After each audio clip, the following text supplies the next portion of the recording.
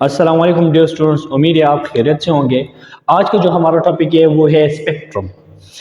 Dear students, आज हम spectrum के हवाले से बात करेंगे कि हमारे साथ स्पेक्ट्रम होता क्या है और स्पेक्ट्रम किस चीज़ के थ्रू, किस एपरेटस के थ्रू, किस डिवाइस के थ्रू हम मेजर करते हैं और हमारे साथ स्पेक्ट्रम के जो टाइप्स आते हैं, मुख्तलिफ टाइप्स के हवाले से हम बात करेंगे। With the help of example हम आप लोगों को शो करेंगे।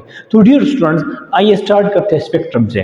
स्पेक्ट्रम होता क्या है? स्पेक्ट्रम हमारे पास a band of series of radiation and decreasing or increasing order of wavelength or frequency is known as spectrum। Mean हमारे साथ एक बैंड होता है, एक जमघटा होता है रेडिएशन का, जो डिक्रीजिंग या इंक्रीजिंग और डिक्रीजिंग मीन या ज़्यादा और कम ऑर्डर में, अरेंजमेंट में, ऑर्डर में हम उसकी वेवलेंथ और फ्रीक्वेंसी ऑर्डर में हम लिखते हैं। This is called spectrum. और हम यूँ लिख सकते हैं कि the visual display of different light when pass through prism is called spectrum. Mean हमारे साथ जो हकीकतन डिस्प्ले होती है, मीन हम हकीकतन एक लाइट के कलर्स को मेंशन करते हैं या हम हकीकतन एक लाइट के कलर्स को शो करते हैं जब प्रिज्म के थ्रू पास हो जाए। So this is called spectrum. क्या मतलब? कहने का मतलब ये है कि सपोज हमारे साथ एक वाइट कलर लाइट होता है या कोई भी लाइट हमारे पास एग्जिस्ट करता है, हम उसकी इंटरनल स्ट्रक्चर को स्टडी करते हैं। इंटरनल स्ट्रक्चर को हम किस तरह स्टडी करेंगे? इंटरनल हम ये स्टडी करेंगे कि आया जो हमारे साथ ये जो लाइट एग्जिस्ट करता है या जो हमारे पास जो ये लाइट आ रही है, ये कितने कलर्स पर मुश्तमिल है।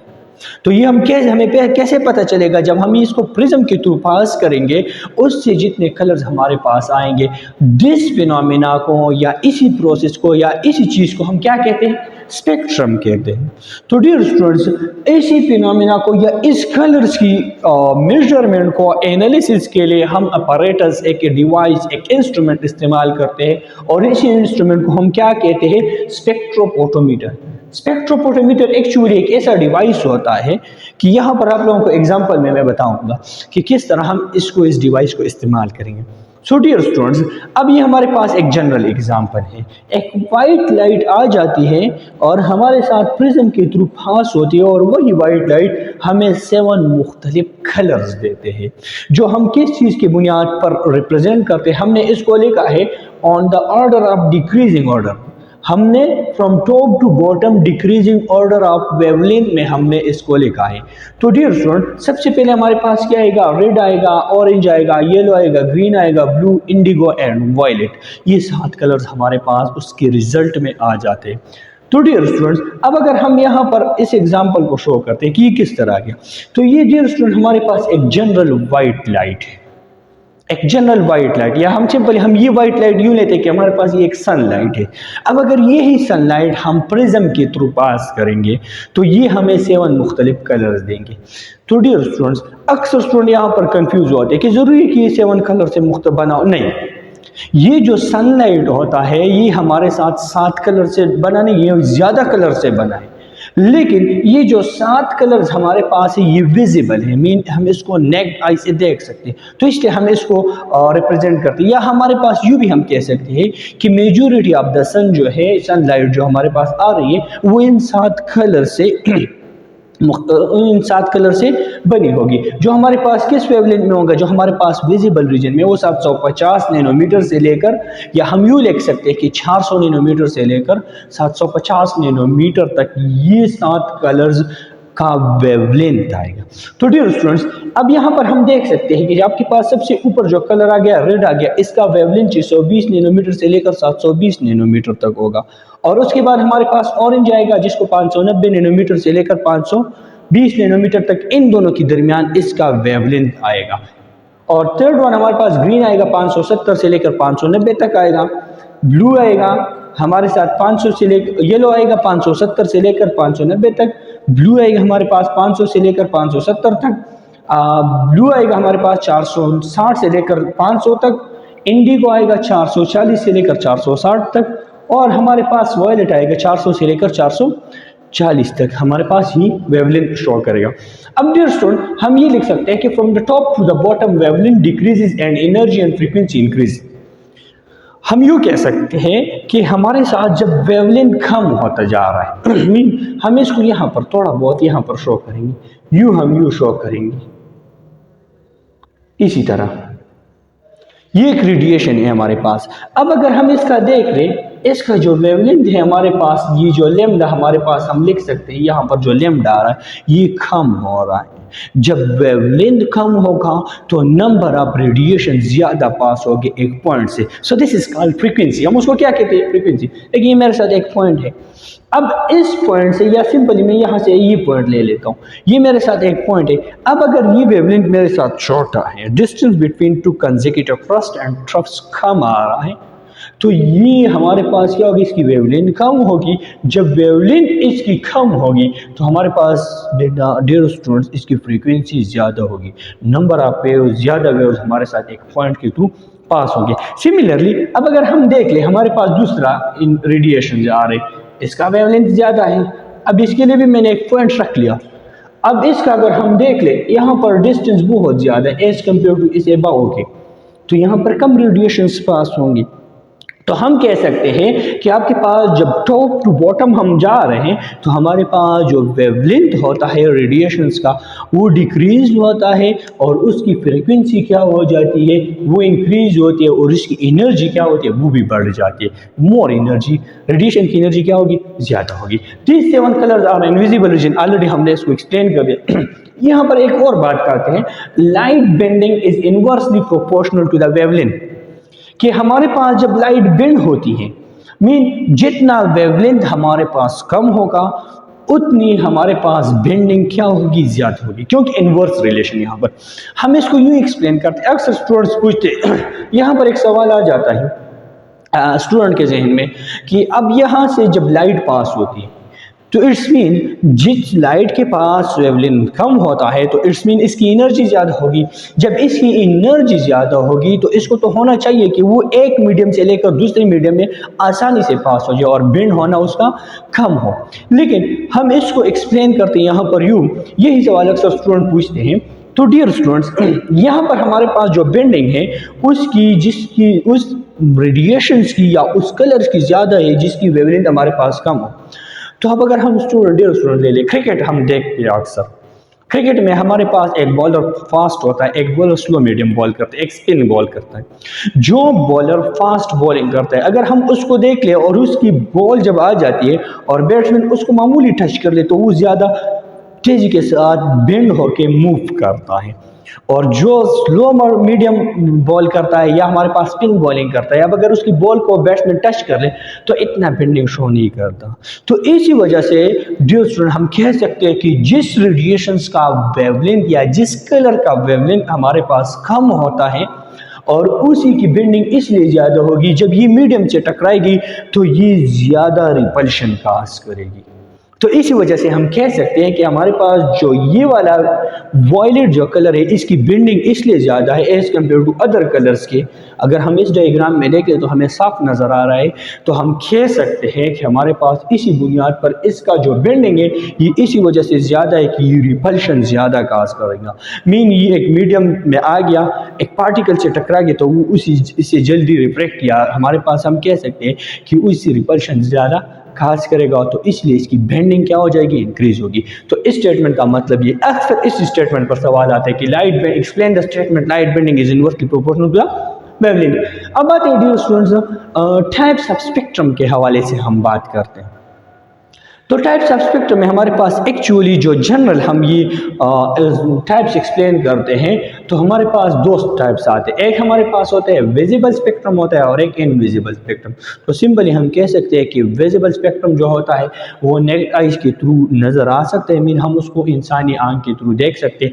और इसका आपके पास एक जनरल एग्जाम्पल है जिसको हमने ट्रिक्स में लिखा है, विब गोयर हम उसको कहते हैं, और उसी कलर्स को भी हम विब गोयर कह सकते हैं जो आपके पास विजिबल रीजन में आ सकते हैं। प्रिज्म के थ्रू हमने लाइट पास किया, जो कलर हमारे पास आ गए हम इसको विब गोयर के थ्रू में लिख सकते हैं। किस तरह?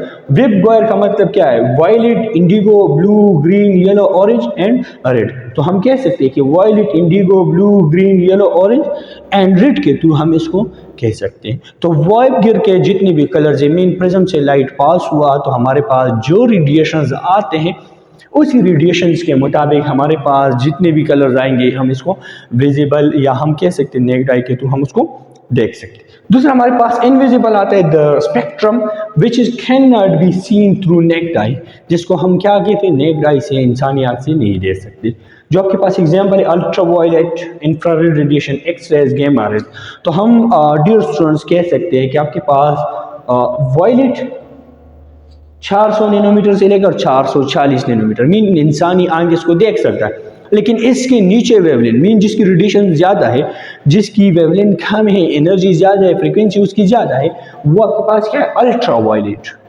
अल्ट्रा वायलेट मीन उसकी वेवलेंथ कम होगी लेकिन उसकी एनर्जी क्या होगी अल्ट्रा की तरफ बात चलेगी। या हम यूँ कह सकते हैं कि फार इंफ्रारेड, या हम यूँ कह सकते हैं कि इंफ्रारेड रेड इंफ्रारेड फार इंफ्रारेड हमारे पास उसकी वेवलेंथ क्या होती है ज़्यादा होती है, तो उसकी एनर्जी कम होती है, उसकी फ्रीक्वेंसी आपके पास कम होती है, तो हम उसको विजिबल आई के थ्रू नहीं देख सकते। और दिस टाइप ऑफ स्पेक्ट्रम या जिस इतने कलर्स हमारे पास आते हैं, so this is called invisible spectrum. अब जो स्पेक्ट्रम है वो एक्चुअली जब हम इसको डिवाइड करते हैं तो दो और मुख्तलिफ टाइप्स में हम इसको डिवाइड करते हैं, जिसमें हमारे पास यहाँ पर एक एक्सप्लेन क्या है कंटिन्यूअस स्पेक्ट्रम और दूसरा हमारे पास आता है डिसकंटिन्यूअस स्पेक्ट्रम, या सिंपली हम कह सकते हैं कि लाइन स्पेक्ट्रम उसको कह सकते हैं। तो कंटिन्यूअस स्पेक्ट्रम हमारे पास क्या होता है, the spectrum which have no clear cut boundaries between the colours mean हमारे पास वो स्पेक्ट्रम जिसमें हमारे पास कलर्स के दरमियान कोई क्लियर कट बाउंड्रीज ना हो, this type of spectrum is called continuous spectrum. Continuous spectrum के थ्रू अगर हम बात कर ले तो जनरली मैं आप लोगों को एक एग्जांपल समझाना चाहता हूं। अब अगर हम इसको देख ले, इस मोबाइल की बैक साइड को अगर हम देख ले डियर स्टूडेंट्स, तो आपको ये नजर आएगा इसमें दो कलर्स है, आपके पास ब्लू है लेकिन ये हमारे पास इंडिगो टाइप एक कलर आ रहा है और ये आपके पास ब्लू है। लेकिन अब यहाँ पर हम नहीं कह सकते कि हमारे साथ जो ये वाला जो ये ब्लू कलर है ये इसकी एक स्पेसिफिक बाउंड्री है, यहाँ पर नहीं कह सकते ये। तो डियर स्टूडेंट हमारे पास इसकी कलर की बाउंड्री, ये कलर इसके अंदर विजिबल है मतलब इसके अंदर डिसॉल्व है और ये कलर इसके अंदर डिसॉल्व है, तो दोनों कलर्स के दरमियान कोई स्पेसिफिक कोई खास बाउंड्री नहीं है, क्योंकि ये वाला जो कलर हमारे पास यहाँ तक आ सकता है आया है और ये वाला कलर हमारे पास यहाँ तक आया है मीन दोनों की जो कलर्स है कलर बाउंड्री ये मिक्स हो चुके। So this type of spectrum हम उसको क्या कहते हैं, कंटिन्यूअस स्पेक्ट्रम हम उसको कहते हैं। अब अगर उसकी करेक्टरिस्टिक्स देख ले, कुछ प्रॉपर्टीज के हवाले से हम डिस्कस करते हैं, तो diffusion colours are diffuse mean इसमें 2 आए, 3 आए, 4 आए, 5 आए, 6 कलर्स आ गए, ये क्या होंगे डिफ्यूज होंगे, आपस में मिक्स होंगे। हम उसमें फ़र्क नहीं कर सकते कि इसकी रेड कलर की, ब्लू कलर की, ऑरेंज कलर की जो बाउंड्री है यहाँ तक लिमिटेड है। नेक्स्ट हमारे पास आते हैं बाउंड्री, कोई बाउंड्री लाइन इनके कलर्स के दरमियान नहीं होता, इसलिए हम इसको कंटिन्यूस का मतलब क्या है मुसलसल जारी, या हम कह सकते हैं कि जारी जिसको हम कह सकते हैं। तो इसलिए हम कह सकते हैं कि इसके कलर्स के दरमियान कोई क्लियर कट बाउंड्री नहीं होती। वेवलेंथ की बात किया जाए तो हमारे पास कंटेन ऑल वेवलेंथ्स मीन हर तरह के वेवलेंथ हमारे पास आ जाते हैं, इसमें कोई ख़ास वेवलेंथ नहीं होता। हम नहीं कह सकते कि 400 से लेकर 450 तक, जिस तरह हमने यहाँ पर इसको तो मेंशन किया, लेकिन इसमें हर तरह के वेवलेंथ आ सकते हैं मीन इसमें मुख्तलिफ और कलर्स भी आ सकते, लेकिन हम इसको विजिबल नेक्ड आई के थ्रू नहीं देख सकते, तो इसलिए इसको हम नहीं लिख सकते। तो इसलिए हमारे पास वेवलेंथ की स्पेसिफिकेशन नहीं होती। अब अगर हम यहाँ पर देख लें, हमारे पास ये जो प्रिज्म के थ्रू जो लाइट पास करते हैं, जो रेडिएशन आती है, this is called continuous spectrum में, तो हम ये कह सकते हैं कि हमारे पास ये सारे वेवलेंथ आ गए इसमें। ठीक है स्टूडेंट, तो नेक्स्ट हमारे पास क्या है, state of matter, it is a bulk of matter mean have uniform characteristics. इसकी जो करेक्टरिस्टिक्स होती है, उसकी प्रॉपर्टीज होती है, यूनिफॉर्म होती है, मुसलसल होती है। ठीक है मेरा, अब हमारे पास इसके एग्जाम्पल में आते हैं, रेनबो एग्जाम्पल आते हैं, सनलाइट पास थ्रू प्रिज्म।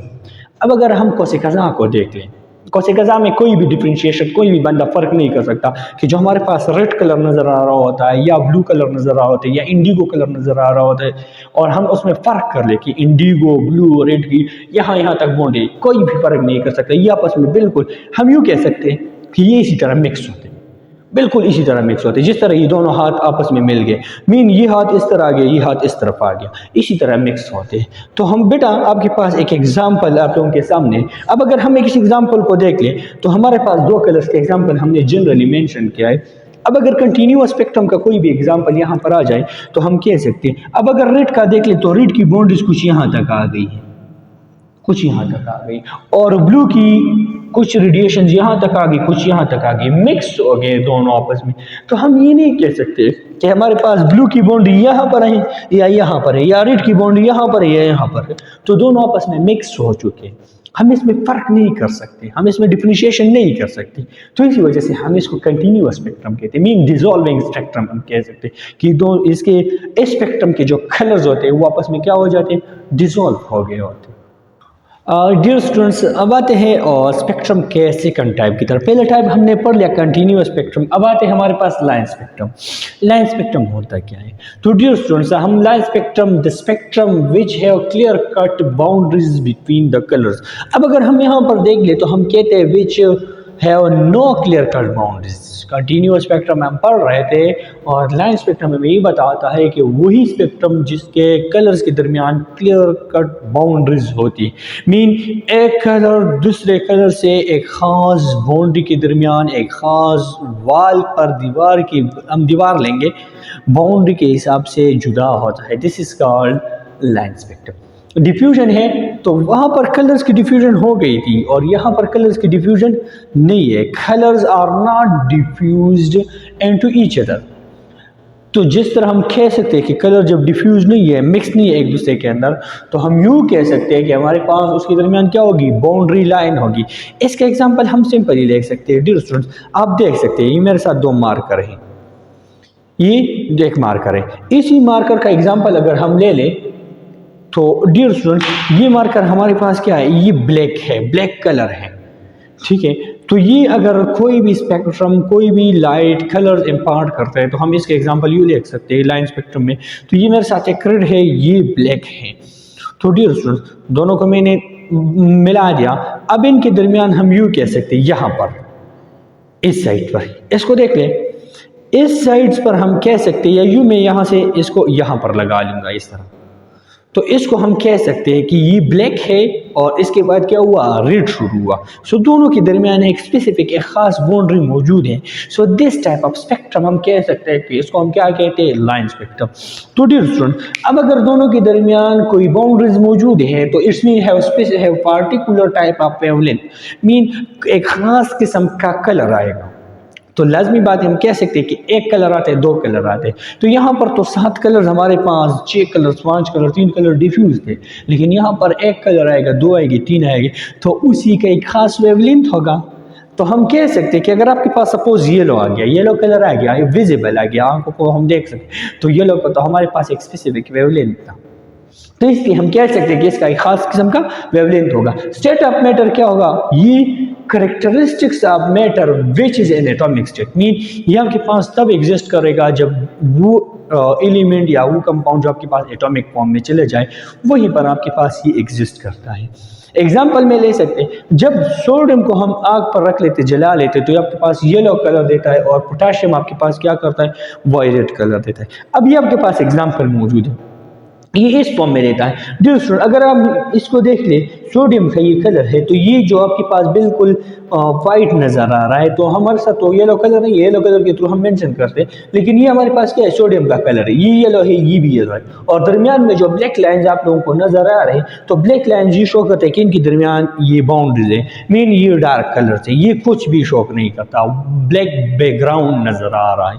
तो हम कह सकते हैं कि ये भी आपके पास कुछ नहीं है, इसके दरमियान भी कुछ नहीं है, इसके दरमियान भी कुछ नहीं है। तो आप अगर देख ले तो इसके दरमियान ये बाउंड्री, मीन इसके आगे येलो कलर है और इसके पीछे इस तरफ क्या है, हमारे पास कोई भी कलर नहीं है। सिमिलर केस हमारे पास ये इन दोनों के दरमियान और इन दोनों के दरमियान में ब्लैक बाउंड्री नजर आ रही है। तो this type of spectrum is called a line spectrum.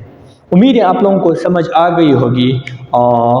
Thank you very much. Next video में हम आगे पढ़ेंगे कि हमारे पास लाइन स्पेक्ट्रम के जो फर्दर टाइप्स आ रहे हैं वो कौन कौन से। इसके अलावा हमारे पास लाइन स्पेक्ट्रम के 2 और टाइप्स आ रहे हैं, नेक्स्ट वीडियो में हम वो एक्सप्लेन करेंगे। Thank you very much.